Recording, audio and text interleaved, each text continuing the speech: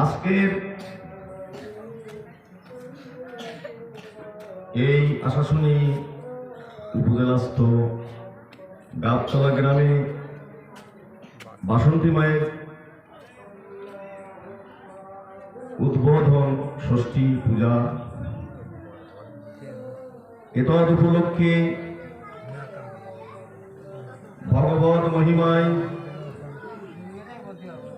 ভগবত অনুগ্রহে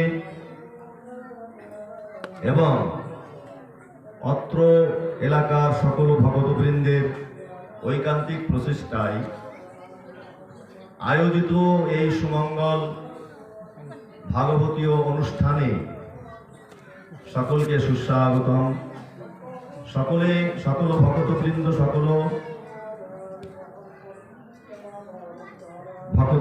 রসিক ভক্তবৃন্দ, আপনাদের শ্রী বদন দর্শনে আমি অত্যন্ত আনন্দিত। এই ভাগবতী সন্ধ্যায় আপনারা যে ভাগবত অল প্রাণ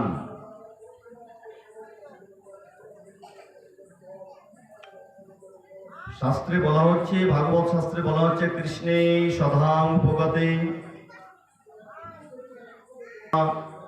আপরলীলা শেষ করে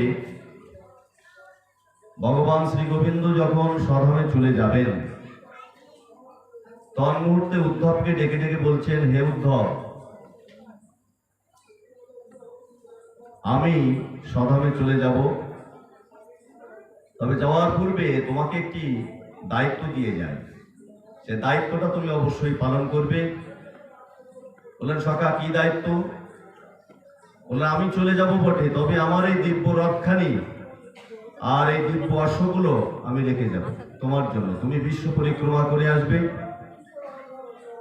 তোমাকে দর্শন করা মাত্রই, তুমি আমার প্রিয় ভক্ত, তুমি পরম বৈষ্ণব, তোমাকে দর্শন করা মাত্রই জগতের জীব সব উদ্ধার হয়ে যাবে। উদ্ধব কাতর কণ্ঠে বললেন, ভগবান, আপনি যে ধামে চলে যাবেন আমাকে সেই ধামে নিয়ে চলুন। আমি এখানে আপনি চলে গেলে আমি এই কার্য সম্পাদন করতে পারবো না, কারণ আপনি আমার জীবনের জীবন, আপনি আমার জীবন বল্লভ, আপনি আমার প্রাণ বল্লভ, আপনি আমার শক্তি, আপনি আমার ভক্তি, আপনি আমার মুক্তি, আপনি সব। আপনি চলে গেলে আমি পারবো না, আমি শক্তিহীন হয়ে যাব। তার থেকে আপনি যে ধামে চলে যাবেন আমাকে সেই ধামে নিয়ে চলুন। ভগবান বললেন, না উদ্ধব, তা হয় না, তুমি এখনই যাবে কেন? তোমার এখনো তো যাওয়ার সময় হয়নি। যদিও ভক্তের এই জগতে গমনাগমন সব ভগবানের ইচ্ছাতেই হয়, ভক্তের কোনোদিন মৃত্যু নাই।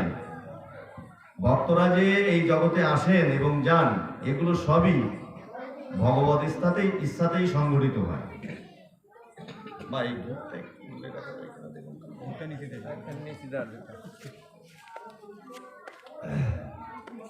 একটু দূরে রাখেন, দূরেই রাখেন।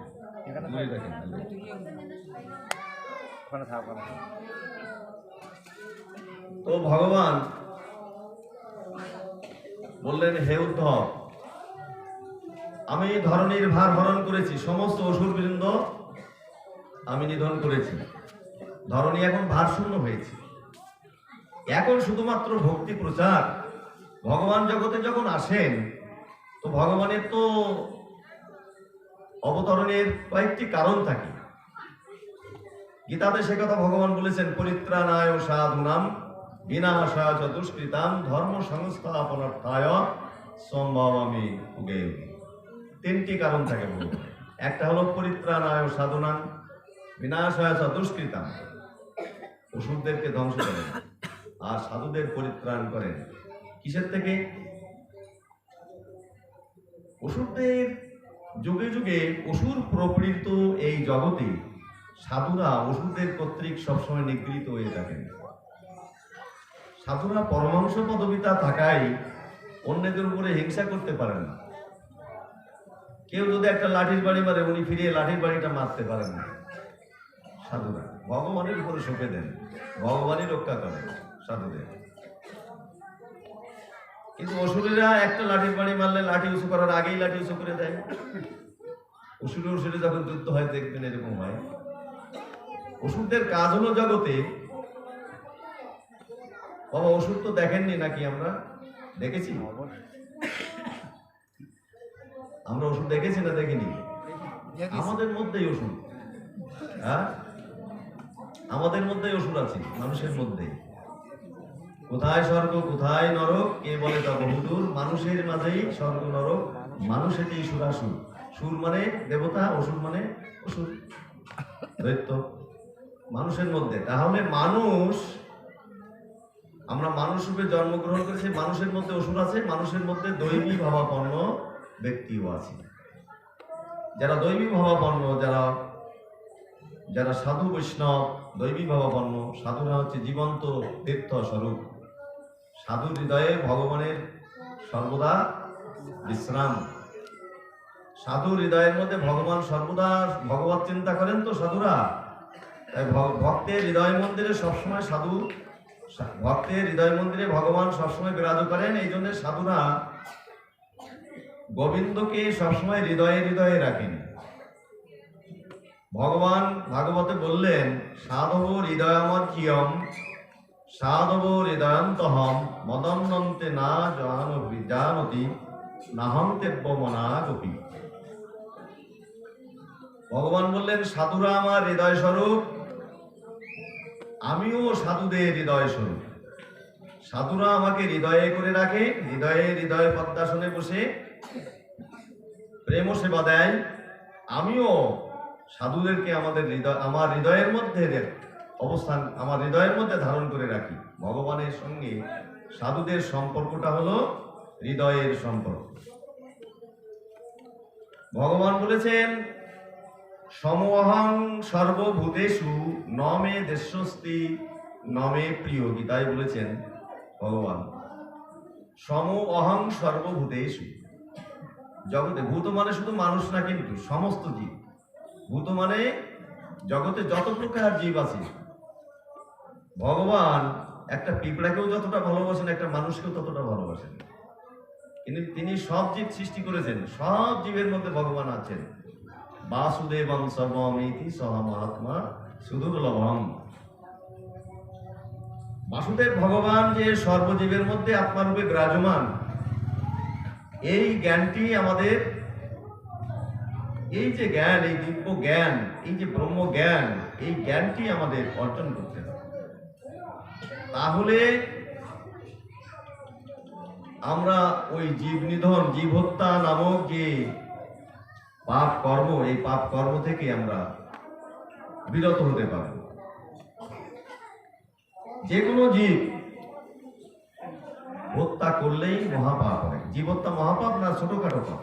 মহাপাপ। মিথ্যা কথা বলা মহাপাপ। শাস্ত্রে 5টি মহাপাপের বর্ণনা রয়েছে। তার মধ্যে হলো মিথ্যা কথা বলা মহাপাপ। যিনি মিথ্যা কথা বলবেন তিনি সাধু হতে পারবেন না, তিনি সত্যাশ্রয়ী নন। মিথ্যা কথা বলা যাবে না কোনোভাবেই। আর একটা পাপ কি হলো? জীব হত্যা মহাপাপ। আর একটা মহাপাপ কি? আর একটা মহাপাপ হলো মদ্যপান, আসক দ্রব্য পান, নেশাদ দ্রব্য গ্রহণ করা মহাপাপ, ছোটখাটো পাপ না, এটা মহাপাপ। 3টা। আর একটা হলো গুরুপত্নী গমন, অবৈধ স্ত্রী সঙ্গ। আর একটা হলো অপরের সম্পদ অপহরণ, সুবর্ণ চুরি। এই 5টিকে, অপরের সম্পদ অপহরণ করা, যার যা প্রাপ্য তাকে তা না দেওয়া, ভাই হয়ে ভাইয়ের যে ন্যায্য প্রাপ্য তাকে ন্যায্য প্রাপ্যটা না দিয়ে শরীক ফাঁকি দেওয়া, যেটাকে বলা হয়, এগুলো সব মহাপাপের মধ্যে পড়ে। অপরের সম্পদ অপহরণ করা, হরণ করা, এটাকে বলা হচ্ছে শাস্ত্রে সুবর্ণ চুরি, মানে সম্পদ চুরি, অপরের সম্পদকে হরণ করা। এই 5টি শাস্ত্রে মহাপাপ বলে উল্লিখিত। তো এই 5টি মহাপাপ থেকে আমরা যদি বিরত থাকতে পারি, ছোটখাটো পাপগুলো কি করে ধ্বংস হয় জানেন?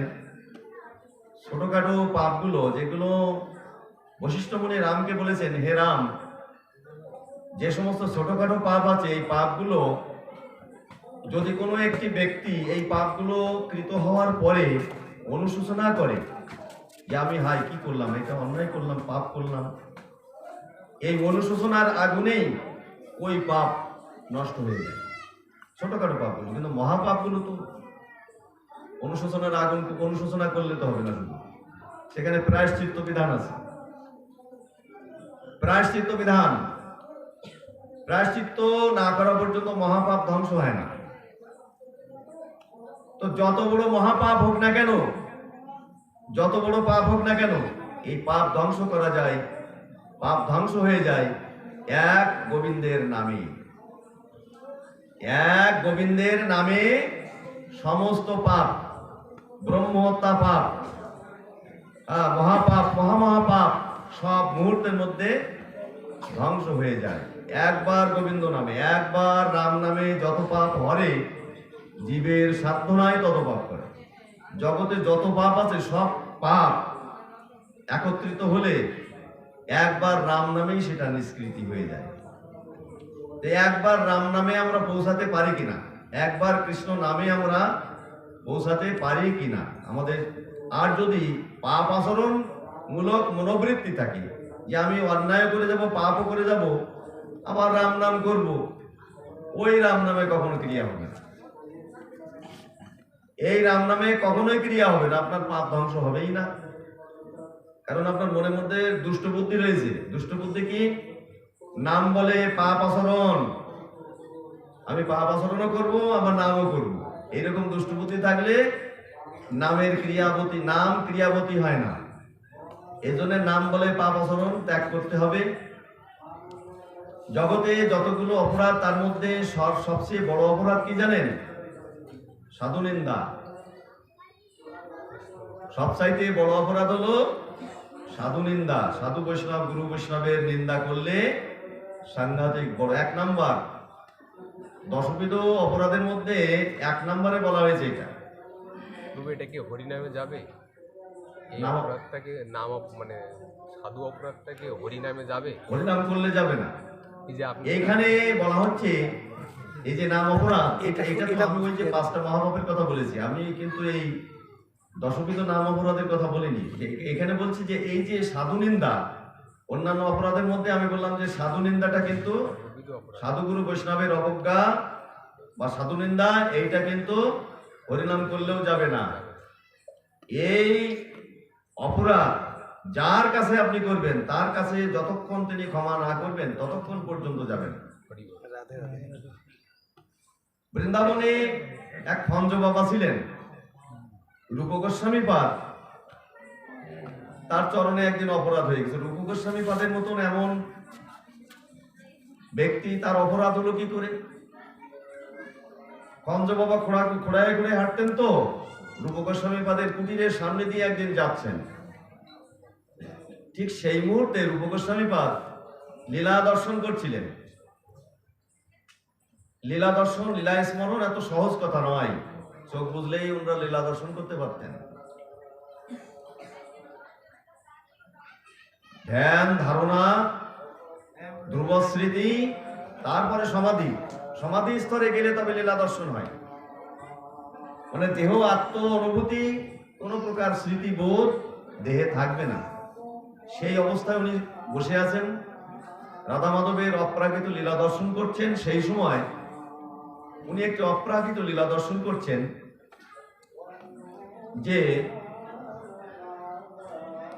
রাধারানী বলছেন, বনের মধ্য দিয়ে বনবিহারী যাচ্ছেন, রাধারানী বলছেন যে শ্যামসুন্দর, আমাকে এই ফুলটা একটু পেড়ে দেবে, এটা তো অনেক উপরে, আমি হাতে পাচ্ছি না। বলছে এটা তো আমিও হাতে পাবো না, তাহলে এক কাজ করো, তুমি আমার কাঁধে ওঠো। রাধারানী গোবিন্দের কাঁধে উঠবে। কি করে উঠবো? বলছে আমি বাঁকা হয়ে দাঁড়াচ্ছি, পাটা এদিকে বাঁকে, এখানে একটা তুমি পা দাও, এখানে পা দাও। ভগবান একটু বাঁকা হয়ে দাঁড়ালেন, বাঙ্কি বিহারী রূপ ধারণ করলেন, কাঁধে উঠলেন রাধারানী। ফুলটা যখন পারবেন, উনি ডালটা ধরেছেন, ডালটা ধরে ফুলটা পারতে যাবেন, সেই সময় ভগবান কি করেছেন, উনি সরে পড়েছেন ওখান থেকে। রাধারানী ডাল ধরে ঝুল খাচ্ছে। এই লীলাটা দর্শন করে রূপ গোস্বামী পাদ হো হো করে হেসে উঠেছে। ঠিক সেই সময়ে রূপ গোস্বামী পাদের ভজন কুটিরের সামনে দিয়ে যাচ্ছিলেন খঞ্জ বাবা, বৃন্দাবনের একজন খঞ্জ বাবা। উনি বললেন, আমি খোড়া বলে আমাকে উপহাস করলে গোসাই, তুমি হাসলে আমাকে দেখে। হ্যাঁ, উনি মনে মনে ওনার একটু অপমান বোধ হলো যে গোসাই হয়েছে অথচ আমাকে দেখে হো হো হো হো করে হাসলে। কিন্তু উনি তো সেই কারণে হাসেন নাই, উনি তো লীলা দর্শনে লীলা স্মরণে ছিলেন। কিন্তু খঞ্জ বাবা মনে মনে একটু অপরাধ, উনি অপরাধ নিলেন, উনি চলে গেলেন। ঠিক তার পরদিন থেকে ওনারা লীলা দর্শন হচ্ছে না, বৈষ্ণব অপরাধ হয়ে গেছে, লীলা দর্শন করতে পারছেন না। রূপ গোস্বামী পাদের মতো এমন মহান সাধক, তিনি লীলা দর্শন করতে পারছেন না। ঠিক সে সময়ে উনি ওনার জ্যেষ্ঠ ভ্রাতা সনাতন গোস্বামীর কাছে গিয়ে বললেন যে দাদা, আমি আমার আজকে থেকে কি একটা অপরাধ হয়েছে জানি না, অজ্ঞাত অপরাধ, তো আমি লীলা দর্শন করতে পারছি না। সে কি, তোমার নিশ্চয়ই বৈষ্ণব অপরাধ হয়েছে। এই বৈষ্ণব অপরাধ হলে এ এত বড় সাংঘাতিক জিনিস যে লীলা দর্শন তো হয় না, আরো বড় বড় ভজন থেকে বাদ করে যেতে হয়। বৈষ্ণবের চরণে যদি ঘটে ক্ষুদ্র অপরাধ, বড় বড় ভজনে তো সে পড়ে যায় না। তো বলছে, তোমার বৈষ্ণব অপরাধ হয়েছে, তুমি এক কাজ করো, বৃন্দাবনে যত বৈষ্ণব আছে সবাইকে তুমি ভান্ডার করো, ভিক্ষা করে সেবা দাও। সেবা দেওয়ার চেষ্টা করলেন, কিন্তু সেই সবাইকে নিমন্ত্রণ করে খঞ্জ বাবা আসলেন না। বলে, আমি তোমার সেবা নেব না, কারণ তুমি আমার কাছে অপরাধ করেছো। ওই ভান্ডার করার পরেও, বৈষ্ণব সেবা দেওয়ার পরেও ওনার লীলা দর্শন হচ্ছে না। আবার গেলেন দাদার কাছে, বললেন, দাদা আমার লীলা দর্শন হচ্ছে না, কি করি? তুমি খোঁজ করে দেখো এই বৃন্দাবনে তোমার নিমন্ত্রণে কে আসেনি। সবাই এসেছিলেন, এক খঞ্জ বাবা আসেনি। বলে, ওনার কাছেই মনে হয় তোমার অপরাধটা হয়েছে, ওনাকে আবার নিমন্ত্রণ করো। আবার নিমন্ত্রণ করে ওনাকে যখন ভান্ডা দিলেন, ওরা ক্ষমা ভিক্ষা করলেন, বললেন, বাবা আমি তো আপনার কাছে কি অপরাধ করেছি জানি না, তো জানি না। বলছে, কেন, তোমার ভজন কুটিরের সামনে দিয়ে আসতেছিলাম অমুক দিন, তুমি আমাকে দেখে হো হো হো করে হেসেছিলে না? বলে, বাবা আমি তো ওই কারণে হাসিনি। বলে, কেন হেসেছিলে? আমি খোলা বলে তুমি আসনি? না বাবা, আমি ওই কারণে আসিনি, আমাকে ক্ষমা করুন। আমি হেসেছিলাম, আমি রাধা মাধবের অপ্রাকৃত একটা লীলা দর্শন করছিলাম, আপনি আমাকে ক্ষমা করুন। বাবা বললো, তাই, আচ্ছা ঠিক আছে, আমি ক্ষমা করলাম। তারপর থেকে উনি আবার লীলা দর্শন করতে লাগলেন। তাই বৈষ্ণবের চরণেতেও এইরকম যদি অজ্ঞাত অপরাধ, ক্ষুদ্র অপরাধ এরকম কিছু ঘটে যায়, তাহলে কিন্তু বড় বড় ভজন থেকেও বাদ পড়ে যায়। এই জন্যে আমি বললাম, বাবা আমরা সাধু সাবধান, এই কথাটা আজকাল আর কেউ বলে না। আগে কিন্তু প্রেম দুনিয়ার মধ্যে প্রসাদ গ্রহণ করার কালে প্রথমেই বলা হতো সাধু সাবধান, সাধুকে সাবধান হতে হবে। সাধুরা সবসময় সাবধান থাকেন, তারপরেও আবার সাবধান মানে উচ্চারণ করা হচ্ছে, সাধু সাবধান। আমরা সবসময় সাবধান থাকবো। এই জন্য এই দশবিধ নাম অপরাধ, সাধু বৈষ্ণব নিন্দা, গুরু অবজ্ঞা, শ্রী গুরুদেবকে মর্তবুদ্ধি করা, নাম বলে পাপ আচরণ করা, এই সমস্ত অপরাধ থেকে আমরা যদি মুক্ত থাকতে পারি, নিজেদেরকে সবসময় আমরা রক্ষা করে রাখতে পারি, তাহলেই আমাদের ভজনের উন্নতি হবে। ভজনের মধ্যে সর্বশ্রেষ্ঠ কোনটি? নববিধা ভক্তি। ৬৪ ভজনাঙ্গের মধ্যে নববিধা শ্রেষ্ঠ, নববিধার মধ্যে পঞ্চাঙ্গ শ্রেষ্ঠ, পঞ্চাঙ্গের মধ্যে একটি শ্রেষ্ঠ, সেটা হলো হরিনাম সংকীর্তন। নববিধা ভক্তিটা কি কি? শ্রবণম, কীর্তনম, স্মরণম, বন্দনম, পাদ সেবনম, অর্চনম, দাস্যম, সখ্যম, আত্মনিবেদনম। এই যে ৯টি ভজনাঙ্গ, এর প্রথম কোনটি? শ্রবণ, যেটা আপনারা এখন করছেন। ভাগবতীয় কথা, ভগবানের গুণ মহিমা কথা শ্রবণ করছেন। ভাগবত এবং ভগবানের নাম অভিন্ন। ভগবান ভাগবত রূপে নাম রূপে প্রকটিত, বাণী ব্রহ্মরূপে তিনি প্রকটিত হয়েছেন। ওই যে কথা বললাম, কৃষ্ণে সদাম উপগতে জ্ঞান ধর্মাদিভি সহ কলৌ নষ্ট দৃশ্যামিশং পুরাণর অধুনা উদিতম। কি বললেন? হে উদ্ধব, আমি চলে যাচ্ছি, কিন্তু আমি পুরাণ সূর্য রূপে, এই ভাগবত রূপে আমি এই জগতে প্রকটিত থাকবো। আমি এই রূপে থাকবো না বটে, অন্য একটি রূপে থাকবো। সেই রূপটি কি? ভাগবত। এই ভাগবত, আমরা কলি পাপহত জীব, এই ভাগবত শ্রবণ করলেই উদ্ধার হয়ে যাব। কলিযুগ কিন্তু এখনো আসেনি, কলির প্রথম সন্ধ্যা চলছে মাত্র।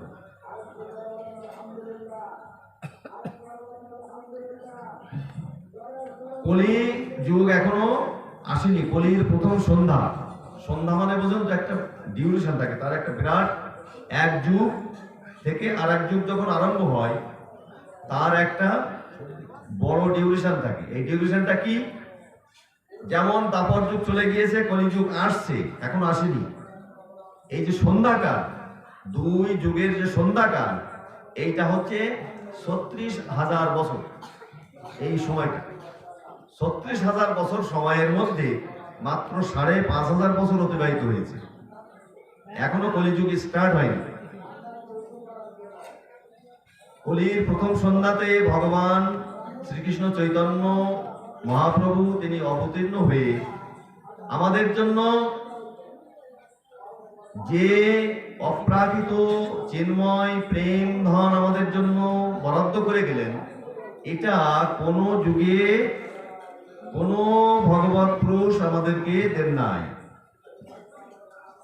এর আগের যুগে, দাপর যুগে ভগবান সেই প্রেম আস্বাদন করেছিলেন, কিন্তু আমাদের জীবকে আস্বাদন করার নাই, নিজে আস্বাদন করেছিলেন।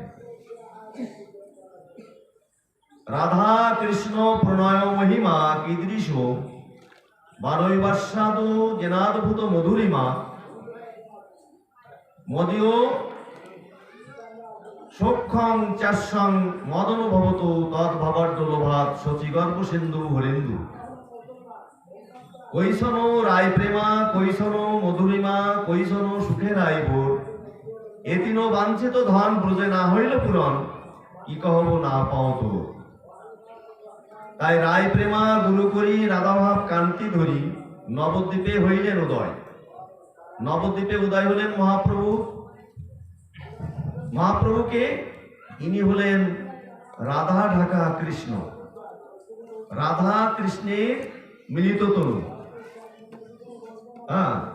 রাধা কৃষ্ণ ঐক্যমাপ্তম, এক হয়ে গিয়েছেন, একাকার হয়ে গিয়েছেন, এবার এক দেহ নিয়ে এসেছেন।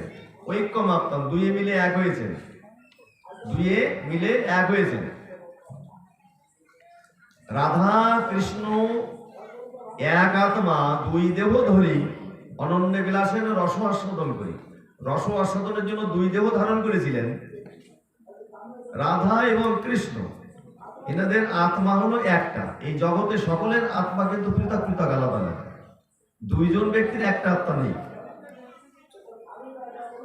দুইজন ব্যক্তি দুটো আত্মা। কিন্তু রাধা কৃষ্ণ এনাদের আত্মা একটা, দুটো আত্মা। রাধা কৃষ্ণ এক আত্মা, দুই দেহ, কেমন করে সম্ভব? হ্যাঁ, ভগবানের জন্য এটা সম্ভব। দুটো দেহ, আত্মা একটা। এবার ওই এক আত্মা একাকৃতি হয়ে গিয়েছেন। এবার ওই যে দুটো আত্মা এক আত্মা হয়ে, এবার দুই দেহ এক দেহ হয়ে, এবার গৌর হয়ে তিনি এসেছেন। গৌর রূপ ধারণ করেছেন। তো কৃষ্ণ এবং রাধারানী এনারা যখন এক আকৃতি হয়েছেন, এক দেহ হয়েছেন, এটা আমরা কি করে জানতে পারলাম? জানতে পারলাম গোদাবরী তীরে রায় রামানন্দের দর্শন থেকে। রায় রামানন্দ দেখলো যে গোদাবরী তীরে একজন দিব্যকান্তি বিশিষ্ট, কোটি সূর্য প্রভা বিশিষ্ট একজন কান্তি কলেবর সুন্দর পুরুষ সন্ন্যাসী বেশ ধারণ করে সন্ধ্যা করছেন একটা বৃক্ষতলে। দূর থেকে দেখলেন এ তো সাধারণ কোনো সন্ন্যাসী নয়, আর ওকে দেখে আমার মন এভাবে হরণ হয়ে যাচ্ছে কেন, মন ছুটে চলেছে কেন। তাড়াতাড়ি বলেন, আমাকে শিগগিরই পালকি থেকে নামাও। উনি জমিদার ছিলেন তো, পালকি থেকে শিগগির আমাকে নামিয়ে দিলেন। উনি হাঁটতে হাঁটতে ছুটতে ছুটতে চলে গেলেন। যখন যাচ্ছেন দূর থেকে দেখছেন মহাপ্রভুকে দর্শন করছেন। মহাপ্রভু বললেন, রায় রামানন্দ তো পূর্বলীলায় বিশাখা সখী, উনি দর্শন করছেন দূর থেকে, দর্শন একটু দিলেন। বিশাখা সখী তো, বিশাখা সখী কার ভক্ত? কৃষ্ণের ভক্ত। ললিতা সখী রাধারানীর ভক্ত। তো রাধারানীর প্রিয় সখী ললিতা, আর কৃষ্ণের প্রিয় সখী হলো বিশাখা। তাহলে বিশাখা সখীর সঙ্গে দর্শন হবে, একটু কৃষ্ণ রূপ দেখানো যাক। তাই গৌরসুন্দর কি করলেন, উনি কৃষ্ণ রূপ দেখালেন। কৃষ্ণ রাধা আলাদা হয়ে গেলেন, উনি তো একাকৃতি হয়ে এসেছেন, এবার দুইজনে আলাদা হলেন। রাধারানীকে বললেন, তুমি একটু পাশে দাঁড়াও, আমি ওকে একটু মজা দেখাই, ওকে একটু খেলা দেখাই। তো কৃষ্ণ রূপ দর্শন করালেন। দেখলেন কৃষ্ণ রূপ দর্শন করে রায় রামানন্দ দেখছে, এবং পাশে দাঁড়িয়ে আছে রাধারানী, নব যৌবন সম্পন্নাং কিশোরীং প্রমাদ আকৃতিং সর্বগুণ সম্পন্না সর্ব অলঙ্কার ভূষিতা। তিনি ওখানে দাঁড়িয়ে আছেন। দুইজনকে পাশাপাশি দেখে একটু পরে দেখলেন রায় রামানন্দ, ওই দুইজন আবার এক হয়ে গেল। কৃষ্ণ এবং রাধারানীর দুইজনে একসাথে মিলে গেল। আবার দেখলো যে সে গৌর রূপে ওখানে তিনি অবস্থিত। কোটি সূর্য কান্তি প্রভা দর্শন করে এসে প্রণিপাত করলেন, বললেন, কত সন্ন্যাসী দেখেছি, এরকম সন্ন্যাসী তো দেখিনি, যার অঙ্গ দিয়ে এমন দিব্য দ্যুতি, এমন দিব্য জ্যোতি বিস্ফোরিত হয়। প্রণাম করলেন। মহাপ্রভু কি করলেন, তাড়াতাড়ি রায় রামানন্দকে নিয়ে বুকে জড়িয়ে ধরলেন। উভয়ের আলিঙ্গনে মহাপ্রভু থেকে ওনার ভিতরে প্রেম সঞ্চারিত হলে প্রেমের হুঙ্কার। দুইজনে এত কান্না, এত কান্না, এত কান্না, বহু মনে হচ্ছে যে কতদিন পরে উভয়ের দেখা হয়েছে। ললিতা সখীর সঙ্গে গোবিন্দের এত কান্না, কানতে কানতে উভয়ের চোখ দিয়ে অনবরত জল পড়ছে। মহাপ্রভু বললেন, চিন্তা করলেন, আশেপাশে তো অনেক লোক আছে, ভাব সম্বরণ করতে হবে, এত ভাব এখানে দেখানো যাবে না। তিনি ভাব সম্বরণ করলেন, সম্বরণ করে বললেন, রায় রামানন্দ, আমি তোমার কাছে এসেছি একটু কৃষ্ণ কথা শোনার জন্য। সার্বভৌম ভট্টাচার্য আমাকে পাঠিয়েছেন তোমার কাছে। উনি পাঠিয়েছেন তোমার কাছে একটু কৃষ্ণ কথা। উনি জানেন যে তুমি কৃষ্ণ রসিক ভগত তুলো চূড়ামণি, তুমি আমাকে একটু কৃষ্ণ কথা শোনাবে। বলছে, প্রভু তুমি কে? কেন, আমার নাম শ্রীকৃষ্ণ চৈতন্য, আমাকে আগে সবাই নিমাই বলে ডাকতো, আমার নবদ্বীপে বাস। বলে, প্রভু তোমাকে কি দেখলাম, তোমাকে তো সাধারণ সন্ন্যাসী বলে মনে হলো না, কি দেখেছো? বলে, পহিলু দেখিনু তোমার শ্যাম গোপর,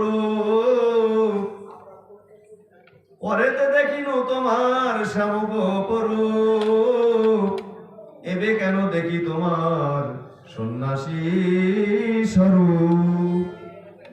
তাহাতে দেখিনু এক কাঞ্চন পাঞ্চালিকা, তার অঙ্গ কান্তে তোমার সর্বঙ্গ ঢাকা।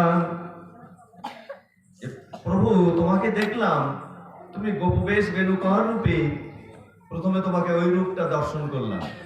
দেখলাম তোমার পাশে এক কাঞ্চন পাঞ্চালিকা, মানে রাধারানী। কাঞ্চন মানে সোনা, সোনার বরণী, রায় কেতকী, এত সুন্দরী সে তোমার পাশে দাঁড়িয়ে আছে। আবার দেখলাম একটু পরে যে তোমরা এই দুইজন মিলে একাকৃতি হয়ে গেলে। বলবো আমি কি দেখলাম? বললাম আমি কি দেখলাম এই গোদাবরী তীরে?